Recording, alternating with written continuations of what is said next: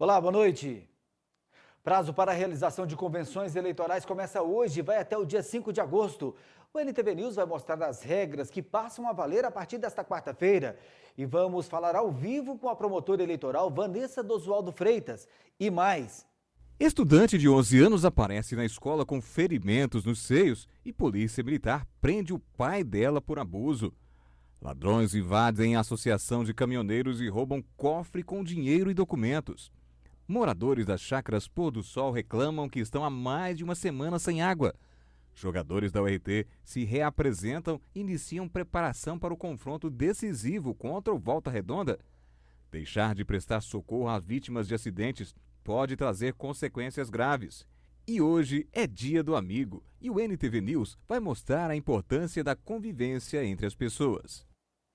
Tem também a previsão da meteorologia e você vai ver que portar facas com mais de 10 centímetros de lâmina pode se tornar crime em Minas. Esses são os destaques do NTV News que está começando agora.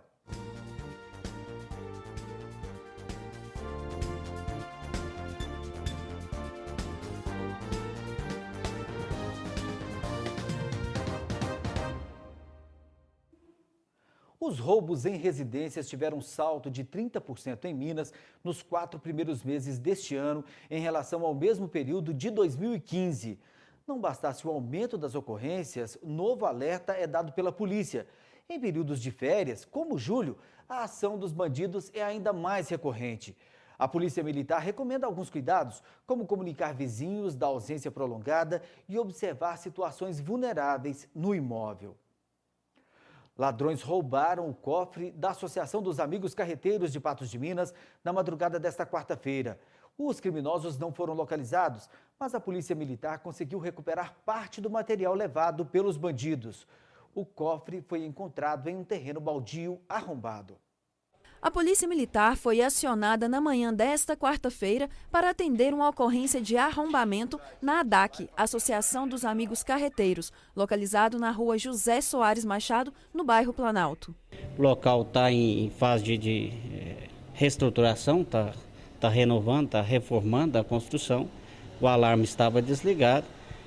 Pessoas aproveitando desta situação, pulou o muro, adentrou o estabelecimento, arrombou uma das portas do escritório, levou um cofre. O cofre foi encontrado na rua Lenaide Borges, também no bairro Planalto. Nele, continha documentos e cerca de R$ 900. E dentro desse cofre, cerca de R$ 900 em dinheiro e uma pasta com alguns documentos. Pessoal, para retirar esses objetos, como o portão estava trancado por dentro, danificou o cadeado e conseguiram levar esse cofre. A perícia esteve no local. Agora, a polícia segue com as investigações para descobrir quem foi o autor do furto. Estamos trabalhando, estamos fazendo rastreamento, procurando informações, mas até o momento não temos essa suspeita ainda não. Moradores das chácaras Pôr do Sol estão sem água há mais de uma semana. Os poços artesianos que abastecem a localidade estariam danificados. Com problemas até para lavar a louça, as famílias que vivem ali pedem providências. O acesso à água potável e ao saneamento básico é um direito humano essencial, já declarado pela Organização das Nações Unidas. Mas esta garantia está sendo negada à maioria dos moradores das chácaras Pôr do Sol. Água nenhuma, sem água. E não só hoje, já vem ocorrendo essa situação aí, ela já vem ocorrendo há 8 dias. De acordo com o aposentado Osmar Rocha Ribeiro, a situação da água, que sempre foi difícil no local, só piora com os dias. A situação sempre foi ruim, nunca teve melhora. Na maioria das casas não sai água pela torneira. Pilhas de roupas e louças para lavar estão se acumulando. As plantas estão ficando secas. Até mesmo a higiene pessoal está sendo comprometida. Mas eu pego a água do meu cunhado aqui da torneira que corre na mangueira e enche os vasilhos lá dentro, faço comida, eu faço café, tomo banho, eu pego a água dos tambores, esquento para tomar banho. Só que eu tô cansada de carregar a água nas vasilhas, encher, carregar e lavar a roupa. Minha máquina tá cheia de roupa para lavar e cadê a água? Estamos aí pelejando, uns param um pouquinho d'água, igual vocês já filmaram. Tem torneira que tem cavalete que não corre água nem para alimentar os passarinhos. As plantinhas do senhor estão ficando secas? Minhas plantas vão morrer e eu vou cobrar elas da imobiliária. Não tem como lavar louça, roupa, né? Não tem como. Minhas louças tá toda suja. A casa, se você olhar a casa e olhar o chão, não sabe que a casa é de cerâmica. E como que vocês estão fazendo até para higiene pessoal? Não tem como não, né? Difícil, muito difícil. Tá sendo aquele método antigo de esquentar água? É aquele método antigo lá do tempo da minha avó. Porque já tem muito tempo que a gente não via acontecer um tipo de coisa. Isso aqui está parecendo mais, sabe o quê? Assentamento sem terra.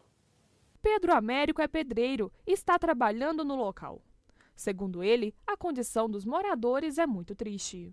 Que a falta d'água é sempre constante aqui nesse lugar. Essa mulher aí mesmo passa trabalho com as crianças dela, sofrendo até para dar banho nas crianças. E para trabalhar, eles têm que estar carregando água da Kombi. Para trabalhar, para despesa, para tudo. É o carregando na Kombi. Porque não tem mesmo. Pode abrir essa torneira aí para vocês verem, não tem água. A empresária Mércia Duarte, que mora no Nordeste do país, está passando férias na casa de alguns familiares que moram nas chácaras Pôr do Sol. A questão da falta de água tem sido difícil. Veio daqui tem uma semana, ou mais um pouco de uma semana, que está com essa falta de água. E é complicado, né? Porque você precisa da água para tudo. Aqui como você pode ver, é uma chácara que tem bastante moradores. Moradia já tem diversas. E tem crianças, E a falta d'água é esse problema que está aí, né? Complicado. Então isso tem que ver. Você paga as suas taxas em dias, mas a água está esse problema aí. De acordo com moradores, no local existem 3 poços artesianos para atender as famílias. Mas a informação é que alguns estão danificados. O que mais causa indignação é que uma taxa com o valor de R$20 é cobrada para que o serviço de abastecimento seja feito na comunidade. Tem sido precária, mas precária mesmo, porque você não tem a quem recorrer. Você procura a pessoa que é encarregado a olhar o talão de luz, que já vem cobrando a tarifa de água, ela é R$20, tanto ela é válida para quem tem equivalente a R$10 mil, como para um que tem R$200 mil.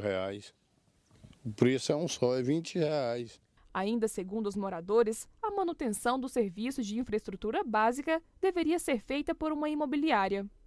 Eles pedem que providências sejam tomadas para resolver o problema.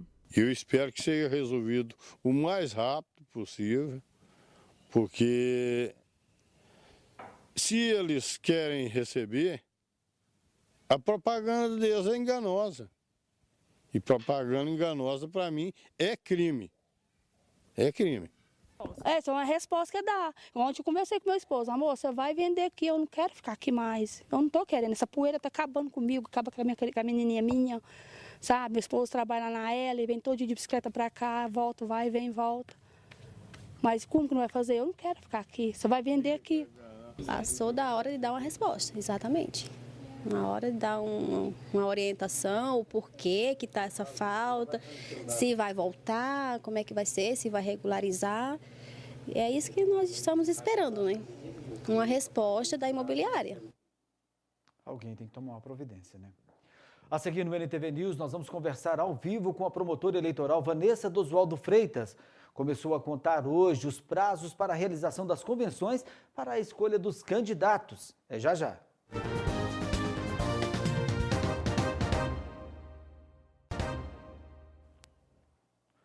O Tribunal Superior Eleitoral divulgou os limites de gastos com campanha nas eleições deste ano, como estabelece a reforma eleitoral.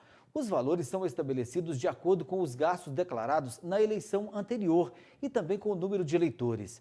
Em Patos de Minas, os candidatos a prefeito terão como limite de gastos com campanha R$ 592.180,92. Para a campanha de vereador, o gasto não pode ser maior do que R$ 39.729,83. Os mais de 108 mil eleitores de Patos de Minas estão ansiosos para conhecer os candidatos a prefeito e a vereador. O prazo para a realização das convenções partidárias, que irão definir os nomes, teve início nesta quarta-feira. O repórter Edivar Santos está com a promotora eleitoral e traz informações para a gente. Boa noite, Edivar. Boa noite, Maurício. Boa noite você de casa, amigo telespectador. Pois é, como você disse, 5 de agosto é o prazo final para que ocorram as convenções partidárias nos municípios. As pessoas estão aí, é claro, ansiosas, fala-se em alguns candidatos, outros não, enfim, para saber realmente quem serão os candidatos a prefeito e a vereadores de cada município só no dia 5 de agosto, que é o prazo final para as convenções. Por isso nós convidamos aqui a doutora Vanessa do Sualto, que é promotora eleitoral, para esclarecer aqui algumas dúvidas dos nossos telespectadores. Doutora, tudo bem com a senhora? Boa noite. Bem, boa noite, é um prazer estar aqui. Olha, são muitas as dúvidas em relação à questão da campanha eleitoral. A partir de agora, o que pode e o que não pode ser feito por esse pré-candidato? A data de hoje é um dia muito importante no calendário eleitoral, que é o período a partir do qual se iniciam as convenções partidárias. A partir de hoje até 5 de agosto, os partidos terão que decidir duas coisas. Primeiro, se vão disputar as eleições isoladamente ou se vão coligar. E também quem serão os seus candidatos aos cargos tanto de prefeito quanto de vereadores, né? Nesse período das convenções partidárias, ainda está vedada propaganda eleitoral.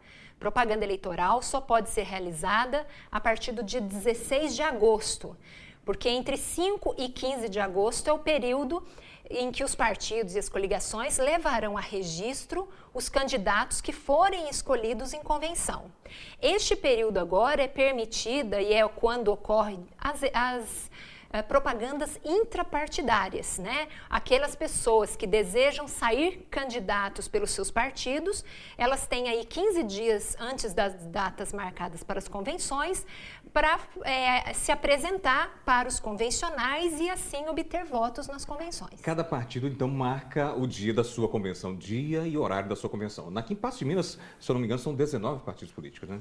Sim, eles têm total liberdade para escolher a data dentro do período de 20 de julho a 5 de agosto e tem liberdade para realizar no local em que acharem adequado ou com as observâncias das regras legais, né? Que vai precisar de redigir uma ata, vai precisar de constar a assinatura de todos os convencionais nessa ata que será levada depois a registro na Justiça Eleitoral. Este pré-candidato, ele incorre em alguma sanção caso seja feita propaganda antes do prazo final das convenções, doutora? Esse período agora é vedado a propaganda eleitoral propriamente dita, que é a propaganda direcionada para o eleitor para fins de obter o seu voto.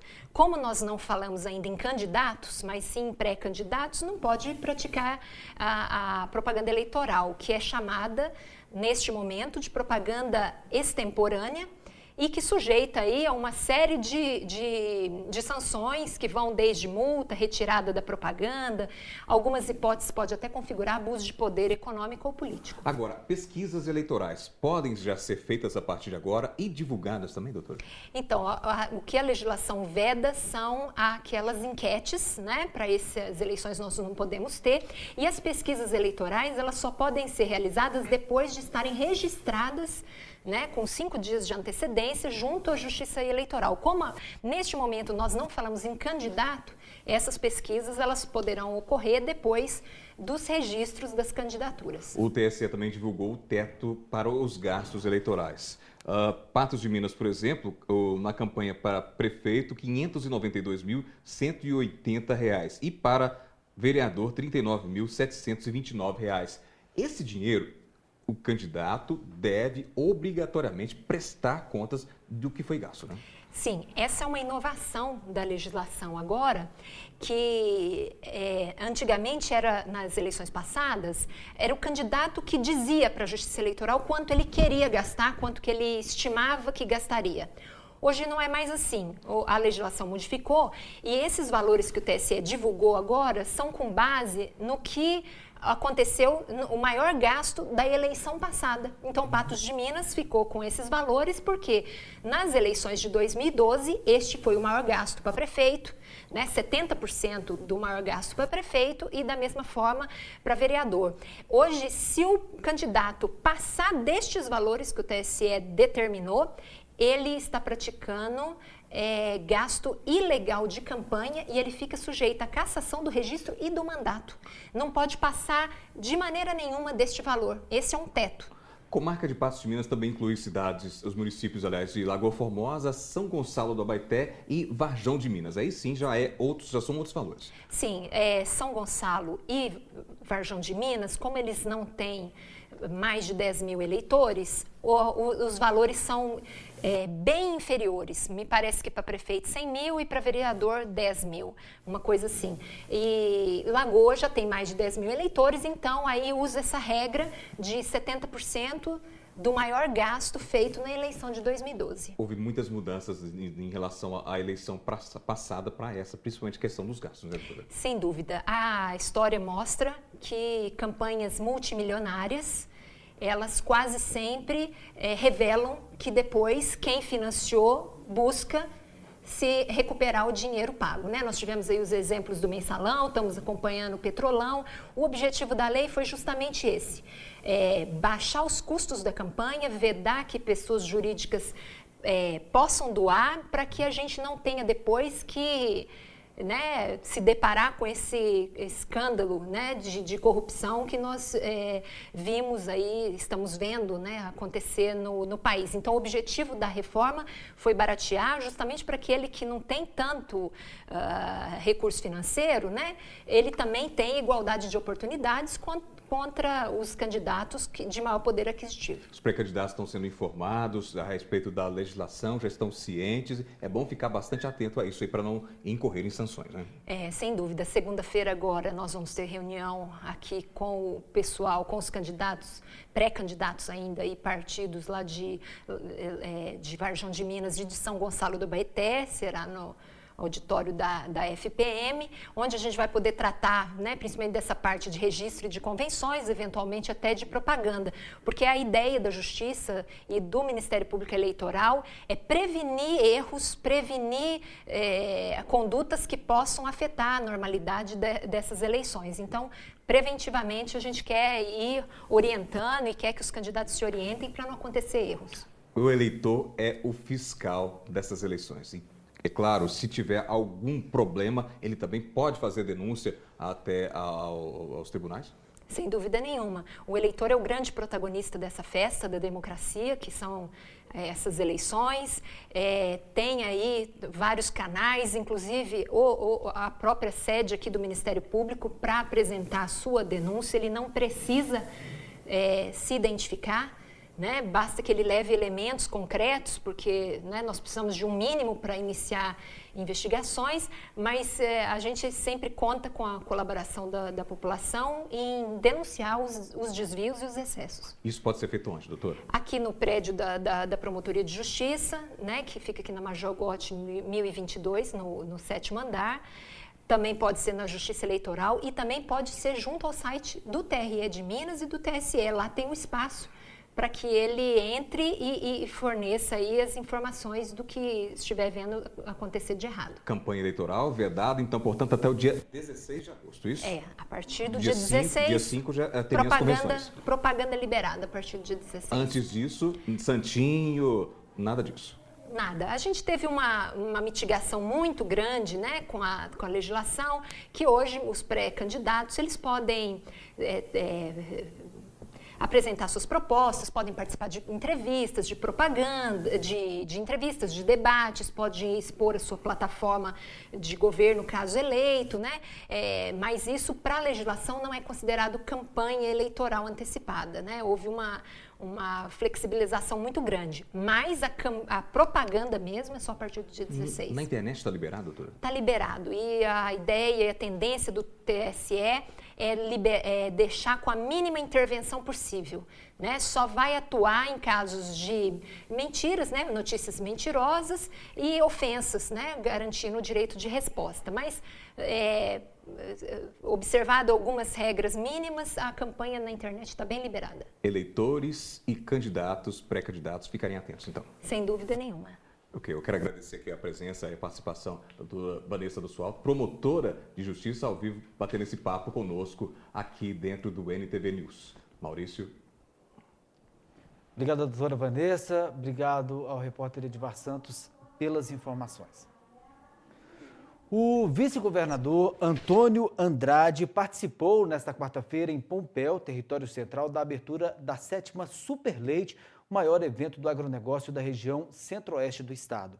Antônio Andrade destacou as ações do governo estadual de apoio ao produtor rural e a importância do setor na economia mineira. Para Antônio Andrade, a estratégia do estado de apoiar os produtores rurais por meio de empresas públicas voltadas para o setor já está dando resultados. O vice-governador ressaltou que o agronegócio mineiro representa mais de 30% do PIB do estado. A seguir no NTV News tem a previsão da meteorologia para esta quinta-feira na região e os preparativos da URT para a partida decisiva contra o Volta Redonda.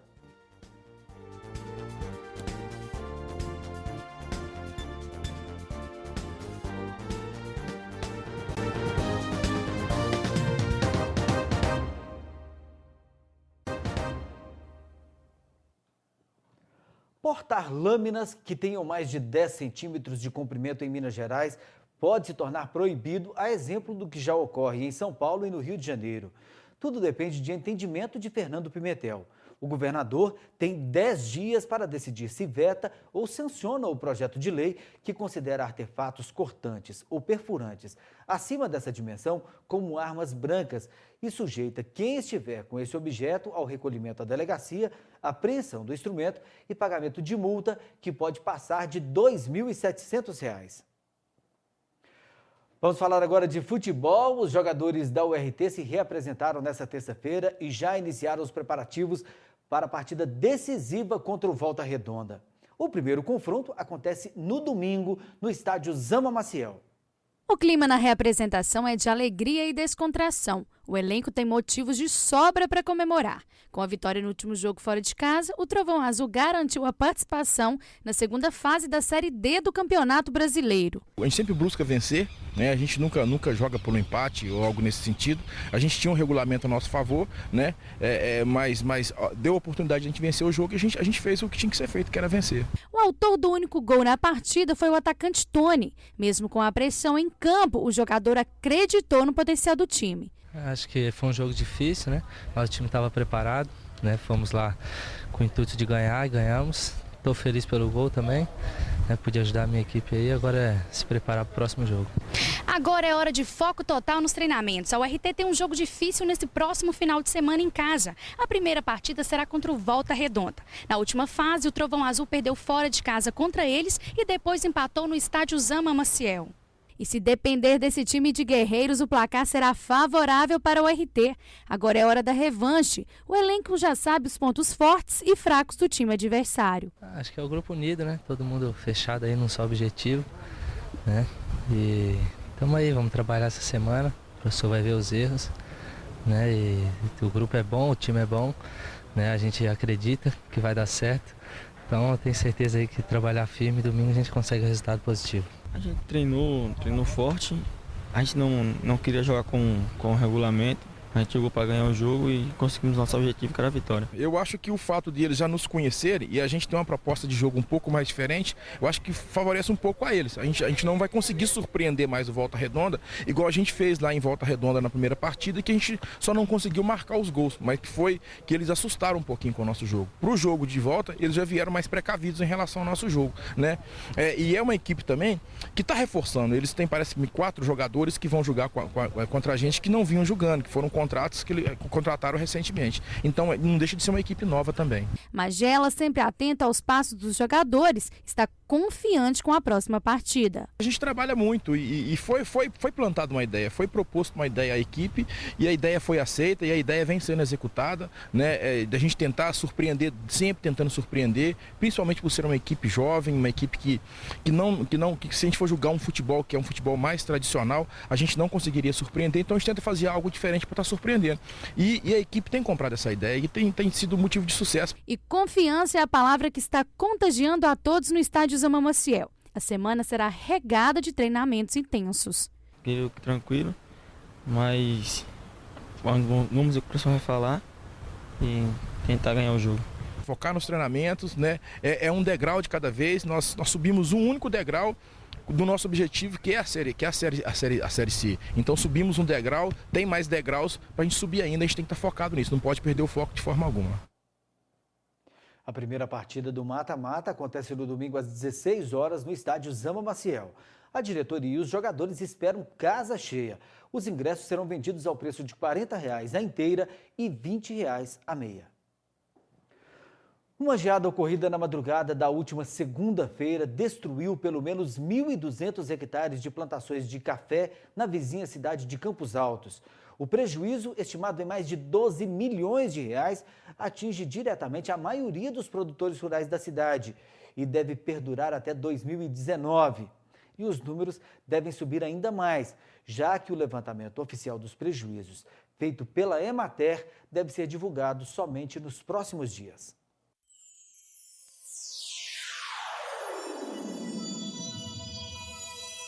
Estúdio New Color, há mais de 25 anos, revelando qualidade. Vamos agora à previsão da meteorologia para esta quinta-feira em Patos de Minas e região. A quinta-feira em Patos de Minas será de céu parcialmente nublado, sol entre poucas nuvens e sem previsão de chuva. A temperatura mínima deverá registrar 11 graus e a máxima poderá atingir os 30. O índice ultravioleta registra 7 e é considerado muito alto. Em Vargem de Minas, os termômetros registram máxima de 27 graus. Em Presidente Olegário, São Gotardo e Lagoa Formosa, a máxima poderá atingir os 30 graus. Já em Lagamar, o dia deverá ser um pouco mais quente, registrando máxima de 32 graus.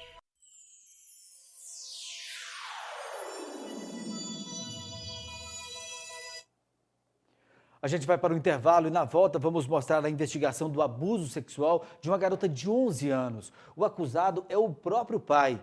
E o risco que corre quem deixa de prestar socorro a uma vítima. Não saia daí.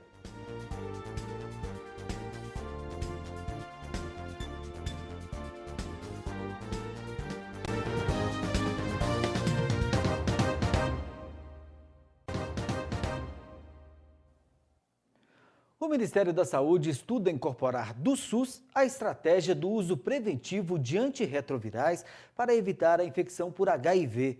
O método consiste no uso diário da combinação de antirretrovirais por grupos mais vulneráveis à exposição ao vírus. Segundo nota divulgada pela assessoria de imprensa do Ministério da Saúde, um protocolo clínico será enviado até o final deste ano. O número de infectados por AIDS no Brasil parou de cair nos últimos anos e se tornou uma preocupação. Passados 3 anos previstos inicialmente para a participação no Mais Médicos, os profissionais cubanos devem retornar à ilha a partir de novembro. A decisão é do governo de Cuba, que espera a substituição dos cerca de 11 mil que trabalham no Brasil, sendo 945 em Minas, à medida em que os contratos vencerem. Ainda neste ano, 600 médicos cubanos podem deixar o território mineiro. Deixar de prestar socorro ou evadir do local de acidente é crime. Em Patos de Minas, 2 casos foram registrados recentemente em que os envolvidos em batidas de trânsito fugiram do local.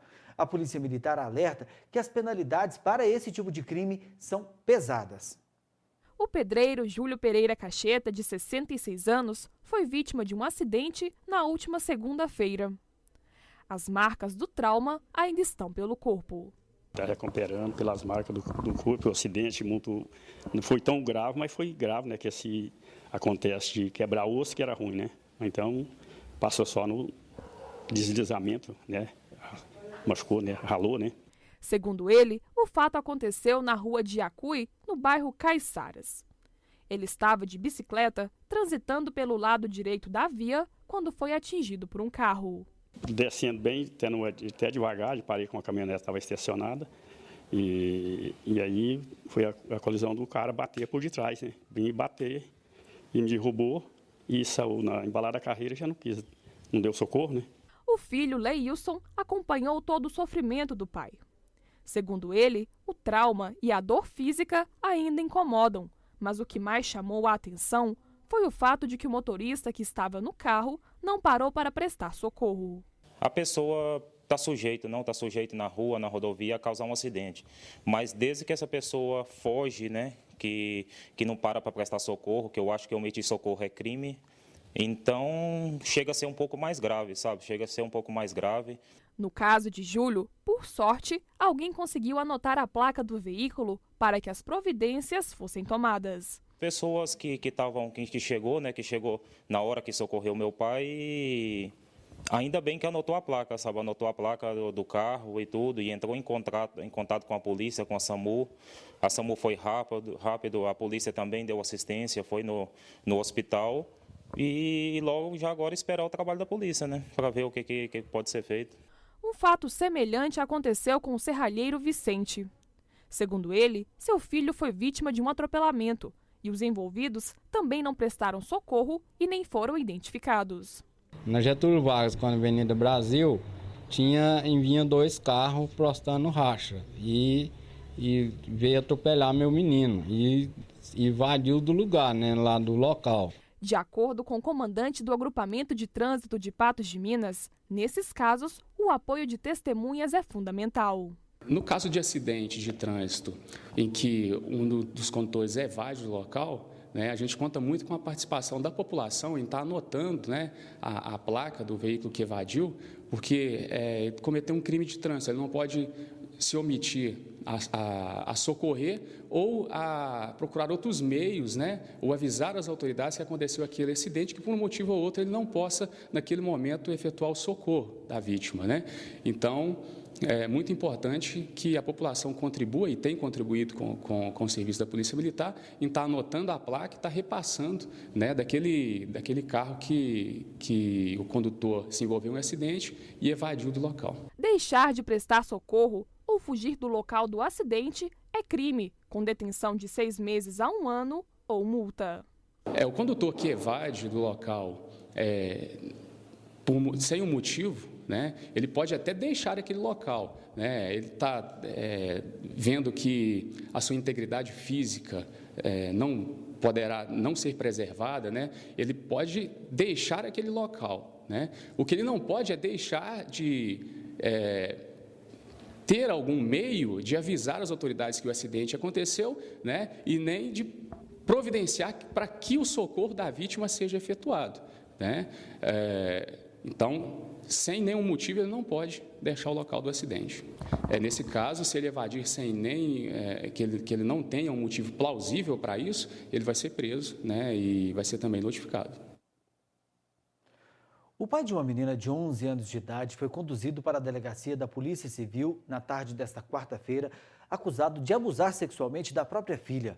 A menina chegou na escola com ferimentos nos seios e os educadores decidiram acionar a polícia e o Conselho Tutelar.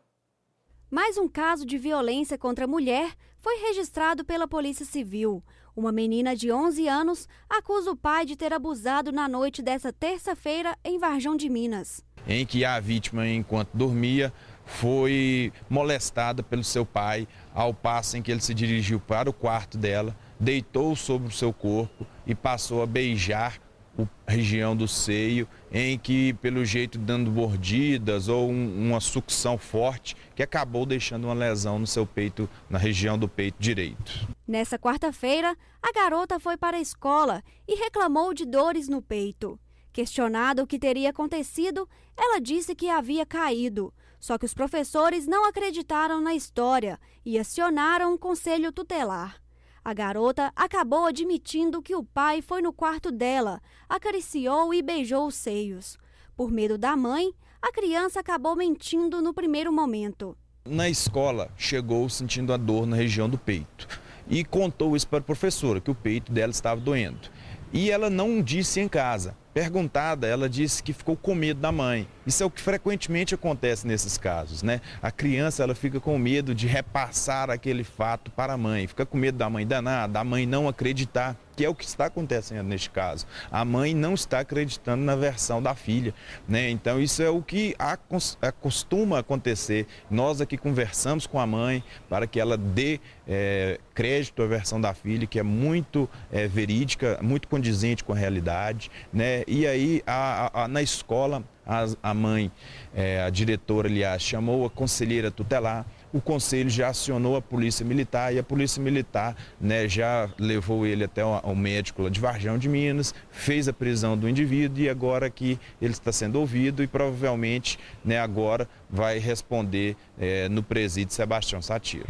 A menor foi levada ao atendimento médico, que constatou não ter havido penetração.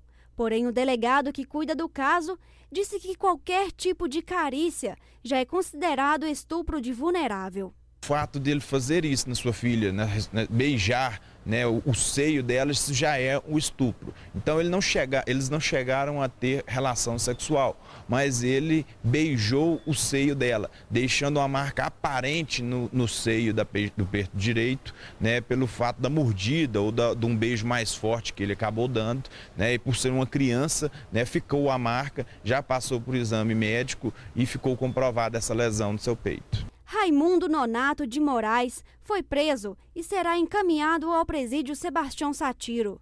Segundo o delegado, ele teria ingerido bebida alcoólica na noite anterior. O homem negou ter cometido o abuso. Ao ser ouvido, o pai nega que tenha feito essas práticas com sua filha, alegando que gosta dela, que é um bom pai, sempre dá tudo para ela e que somente foi até o quarto para mandar que ela desligasse a televisão. E retornou para o seu quarto, né, e foi dormir. Ele nega que tenha feito esse abuso em sua filha. A família é do Ceará e veio morar em Minas no início do ano passado. O pai deverá responder por estupro de vulnerável e poderá pegar uma pena de 8 a 15 anos de prisão. Essa família, ela é do estado do Ceará, mora aqui em Minas, em Varjão de Minas, há 1 ano. Né? Neste período, nós temos algumas passagens dele por brigas em bares lá em Varjão de Minas, mas nada, né, dele ter sido condenado, dele ter sido preso, né? Somente foi conduzido até a delegacia e nessas hipóteses. No próximo bloco, nós vamos falar de amizade. Você vai ver a importância de ter alguém em quem você possa confiar e fazer confidências. É já já.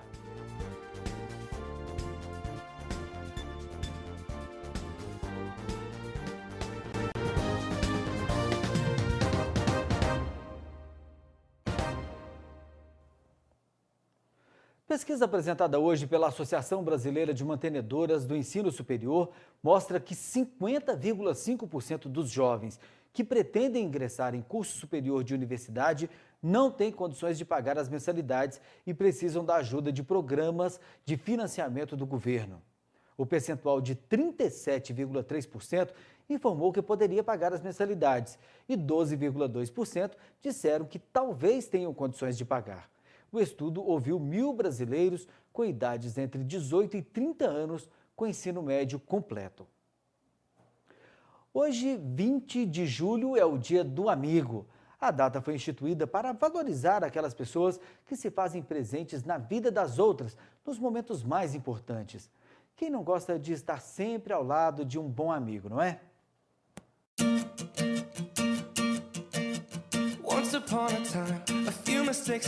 Estudos comprovam que a amizade é algo fundamental para se ter qualidade de vida. Acredite, pessoas rodeadas de amigos costumam viver mais. Tem uma pesquisa que foi feita, os resultados dela foram divulgados, acho que em 2014, que é a pesquisa mais longa da história da humanidade sobre a felicidade. Foram acompanhadas mais de 700 pessoas durante 75 anos, vários pesquisadores participaram. E ao longo desses anos foram feitas várias avaliações dos níveis de qualidade de vida, de saúde, de felicidade e várias coisas sobre a vida dessas pessoas.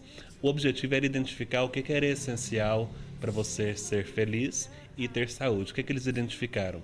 Que as pessoas que tinham mais amizades, especialmente as amizades íntimas, amizades mais próximas, eram aquelas que tinham mais felicidade, mais qualidade de vida e saúde. Com a urbanização, as pessoas têm se afastado dessa relação íntima que gera uma melhor qualidade emocional.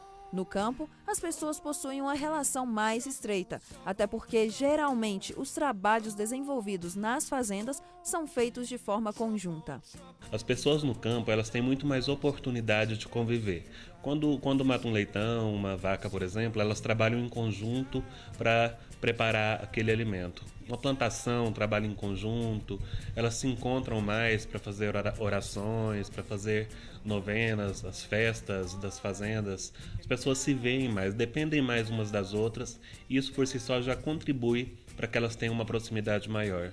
Agora, quando você se muda para a cidade, geralmente você se muda para um local onde o grupo de pessoas com quem você vai conhecer, com quem você vai interagir, é um grupo totalmente novo. Você não passa tanto tempo com eles. Além disso, a diversidade de coisas para serem feitas é muito maior. A internet faz parte dessa evolução e é um dos principais itens que afastam as pessoas de uma relação pessoal, deixando esse elo um pouco mais frio.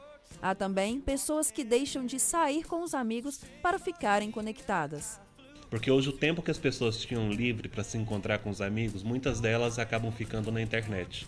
Até conversam com os amigos, com outras pessoas. Mas é bem diferente, é menos intenso um contato quando você só conversa digitando ou por telefone, de um contato onde você pode rir junto, você pode abraçar, você pode pegar na mão, você pode comemorar junto. Senhor Lázaro acredita que um dos maiores bens que se pode ter é um amigo.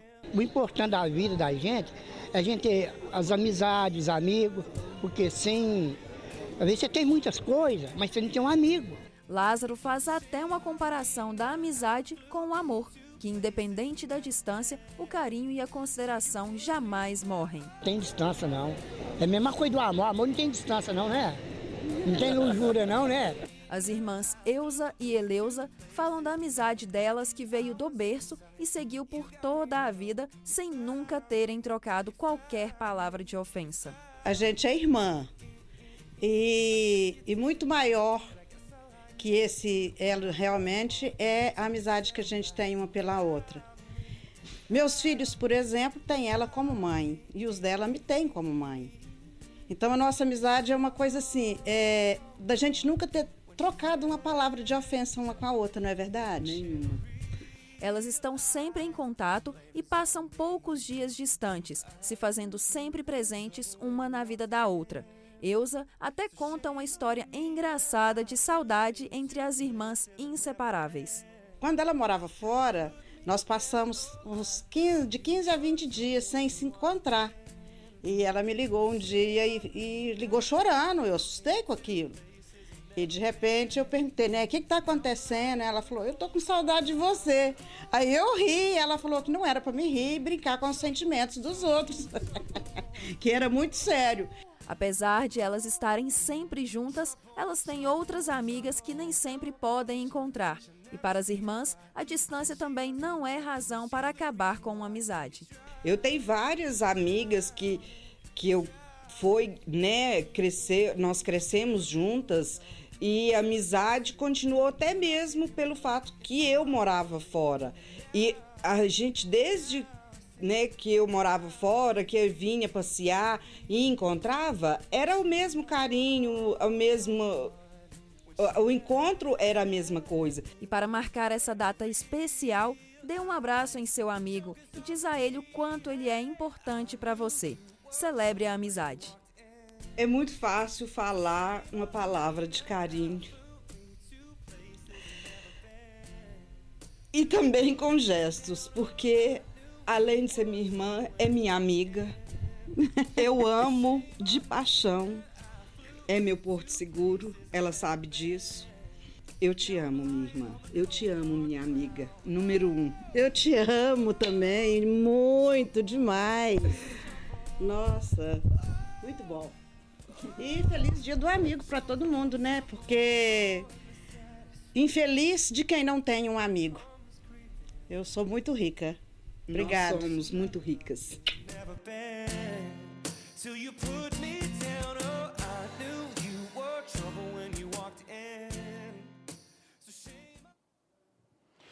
E assim a gente se despede, desejando um feliz dia do amigo para todos os amigos. O BNTV News volta amanhã às 19 horas com nova edição. Uma boa noite para você e até lá.